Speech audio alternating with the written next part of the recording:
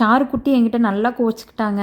ரொம்ப நாளாக பிஸ்கெட் இல்லாட்டி கேக் வேணும்னு கேட்டுகிட்டே இருந்தா. நானும் இன்னைக்கு செஞ்சு தரேன், நாளைக்கு செஞ்சு தரேன்னு சொல்லிட்டே இருந்தேனே தவிர செய்யவே இல்லை. சரிவா 2 பேரும் சேர்ந்து செய்வோன்னு சமாதானப்படுத்தி செஞ்சுட்டு இருந்தேன். அன்றைக்கி ராகி மாவு வச்சு தான் கேக் பண்ணலான்னு பண்ணிட்டு இருந்தேன். ஆக்சுவலாக இந்த ஓடிஜி வாங்கின புதுசில் பார்த்தீங்கன்னா சிக்கு புக்குன்னு 4 ரெசிபி பண்ணேன். அப்போது ஹஸ்பண்ட் பர்த்டே வந்திருந்தது. அதுக்கு ஒரு கேக் பிளான் பண்ணியிருந்தேன்.